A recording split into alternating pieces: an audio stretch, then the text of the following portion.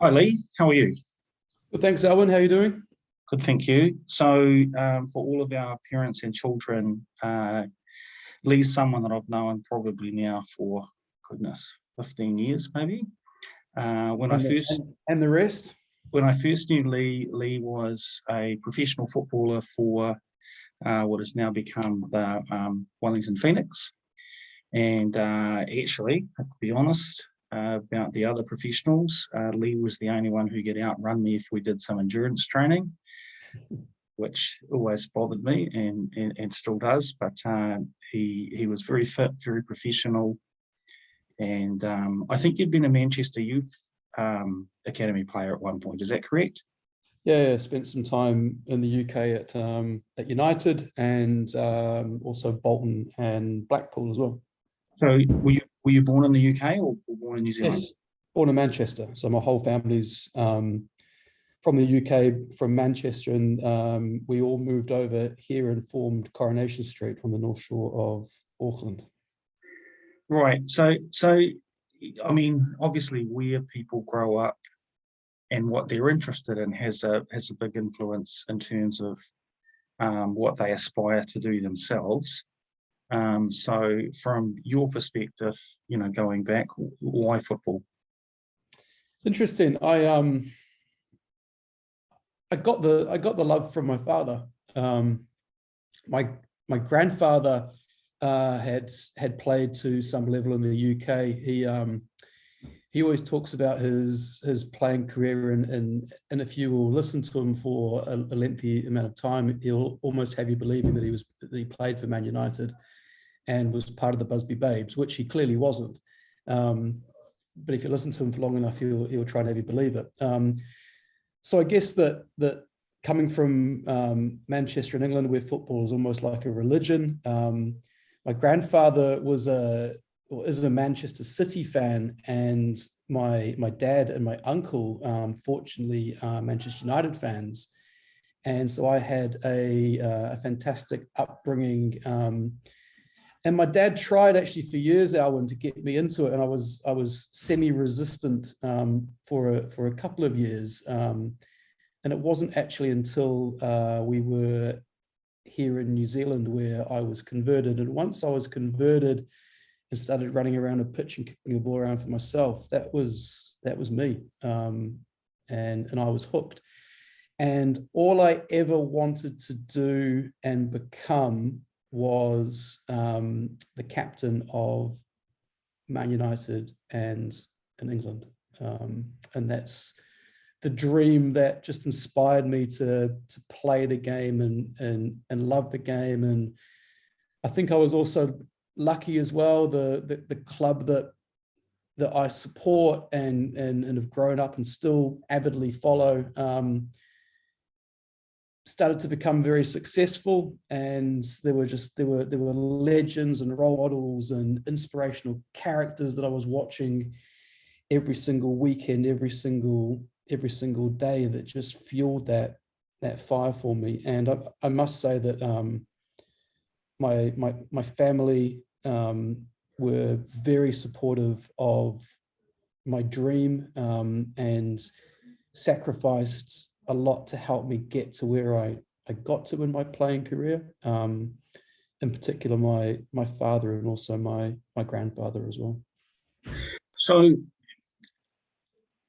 even going back, a few years, you're obviously still a young, good-looking man, and fit and active and all that sort of stuff. But football is the world's most popular game, and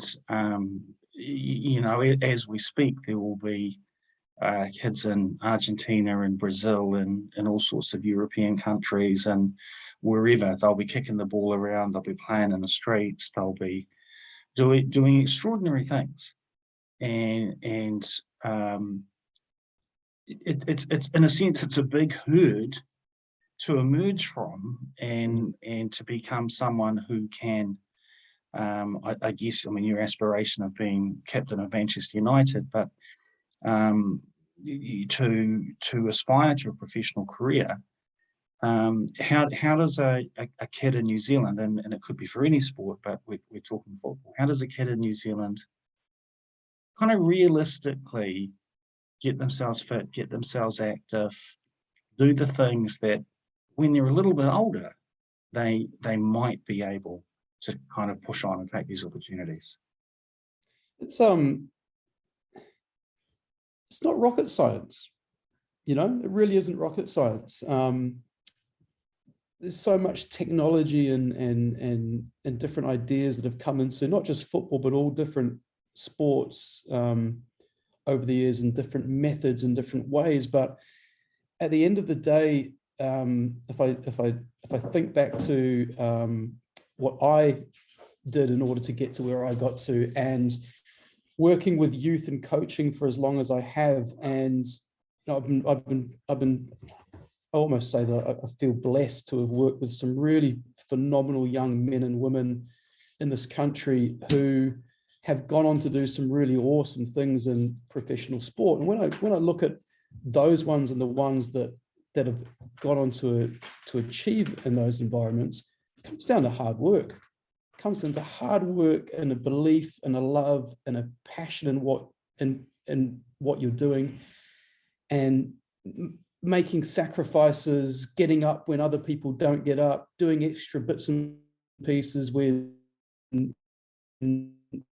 others don't do extra bits and pieces.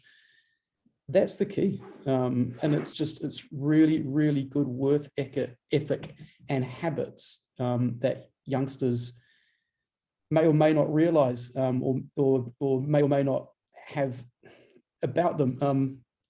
I think that's the key, Owen. I really do. I mean, obviously, good environments and good coaches and good support goes a long way to helping, but that little bit between your teeth and that belief that, hey, actually, if I put my mind to this, I can do this. I've seen some phenomenal things achieved by young Kiwis that have got that attitude.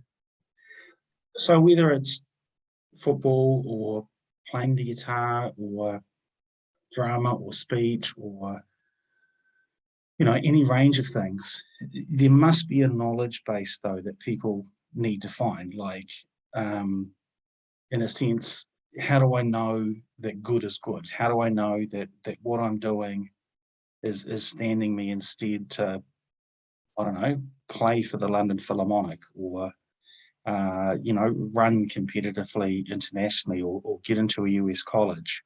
So where do you see that kids and families, because families are a big part of the sport framework, where can they go for advice, and what should they do about that?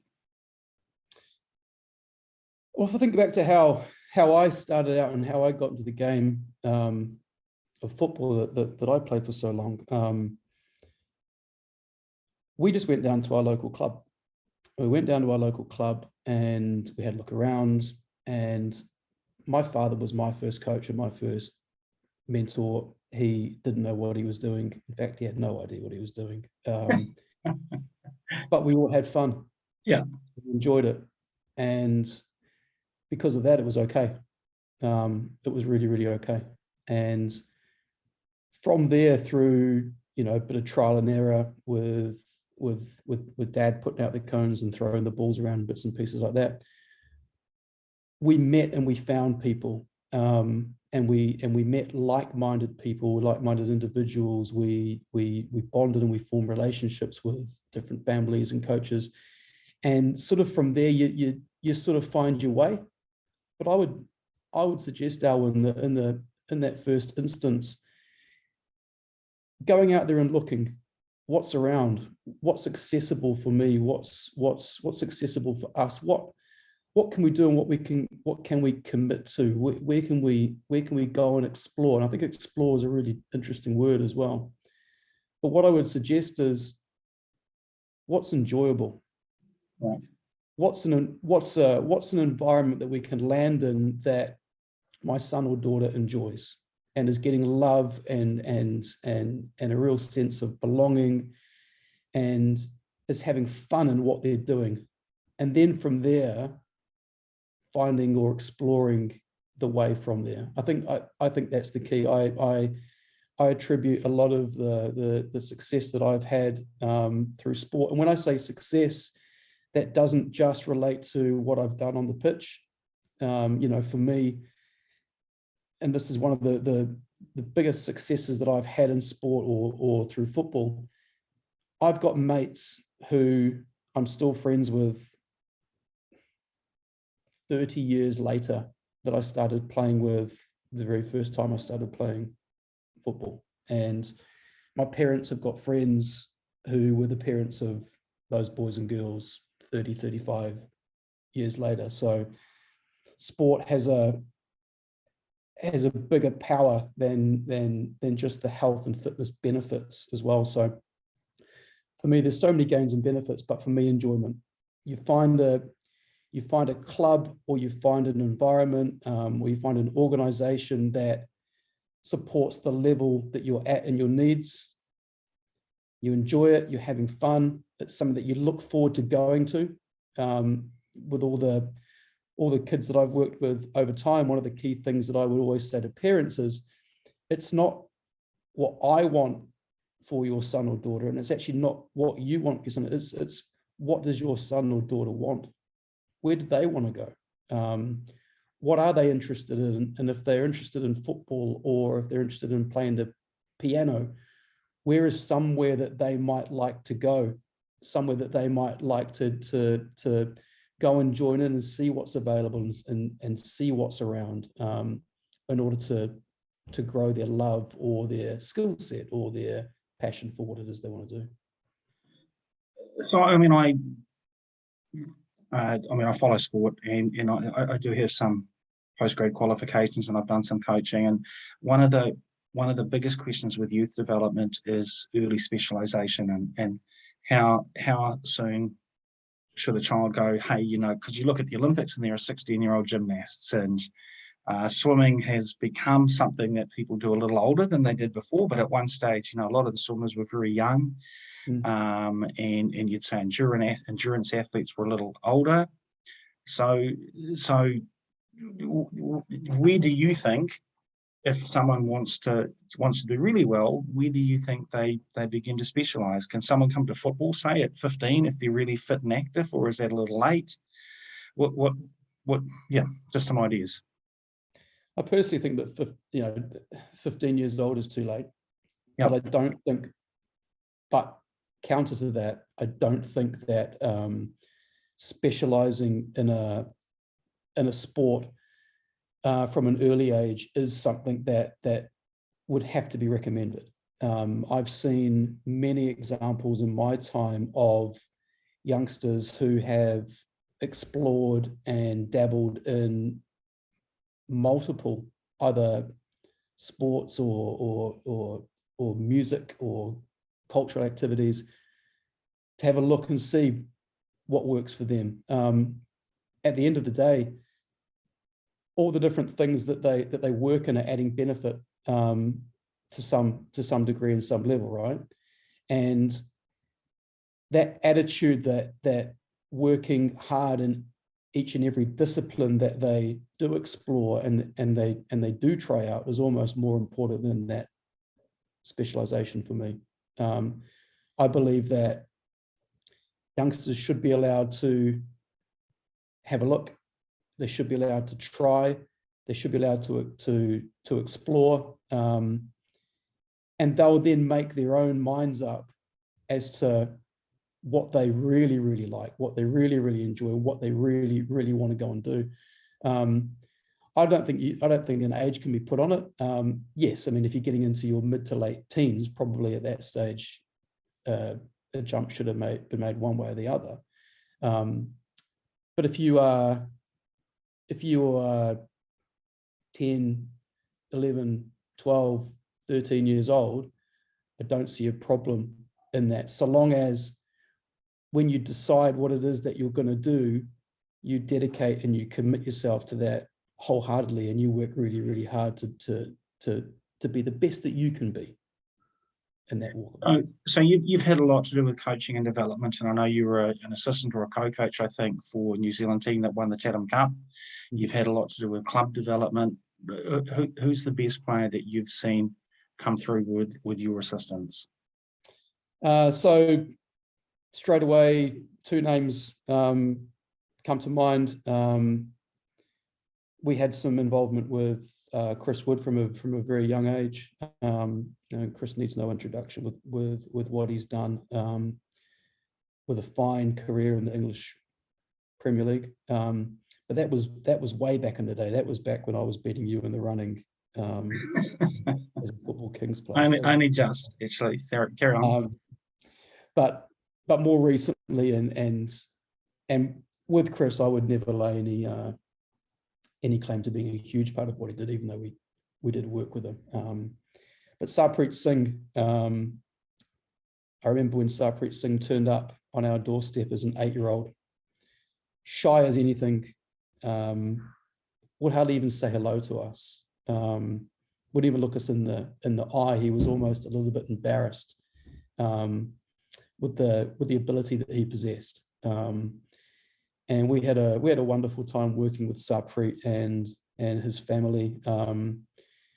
At least 3 or 4 times a week.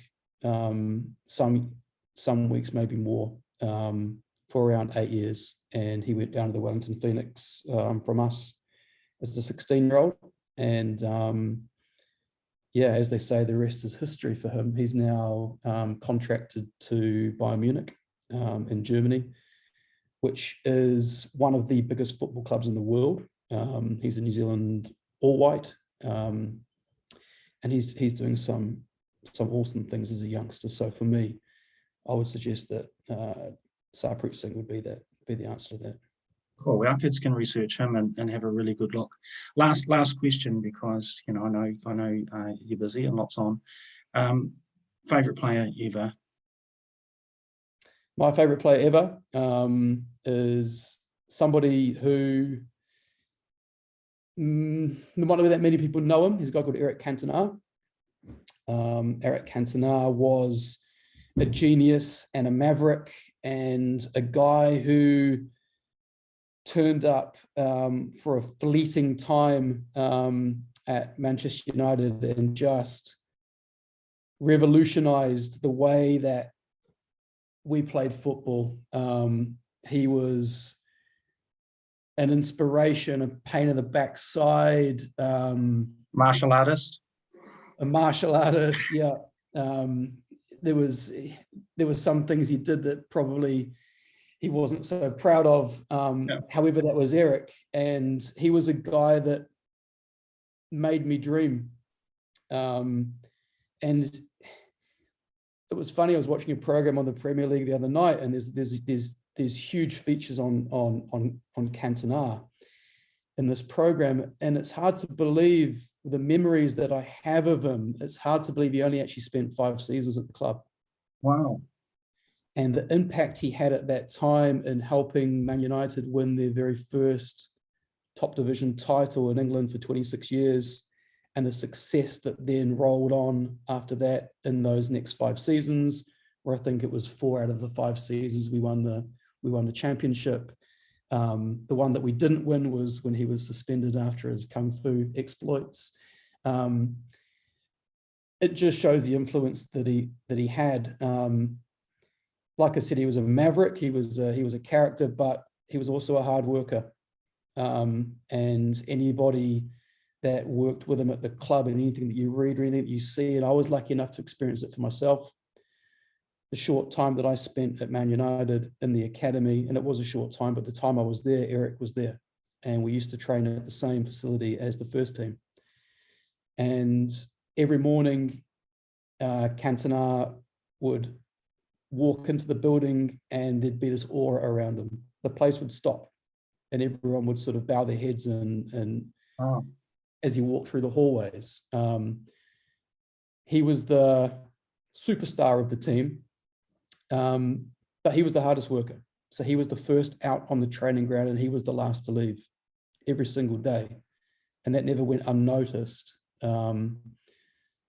So for me, hands down, Eric Cantona, and as a football player, whenever I've been allowed to, I've always worn the number 7 shirt as a nod to Eric. And whenever my football kit had a collar on it, my collar was always worn up because Eric used to wear his collar up. Hey Leigh, thank you. I know we'll catch up during there because you do such wonderful work for Villa Education Trust. But I've appreciated the insights because we've got so many good parents who are looking for great things for their kids in a range of areas, and a lot of what you said is actually really universal. Being a parent's a tough gig, but being a kid growing up is quite tough too, and finding your way and finding people that you can look up to. So I think for me, Alwyn, just that reinforce that message. It isn't rocket science. Yeah, it's all about hard work and love and enjoyment.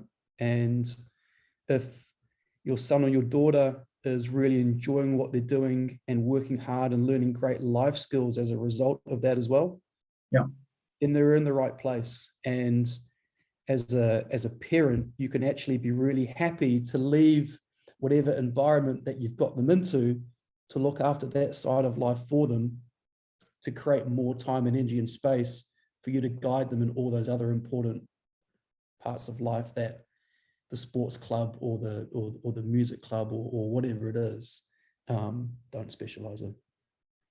cool. Hey, thanks so much, and thanks for those resources you sent through, and I'll share those too. So No problem. catch up soon. Take care.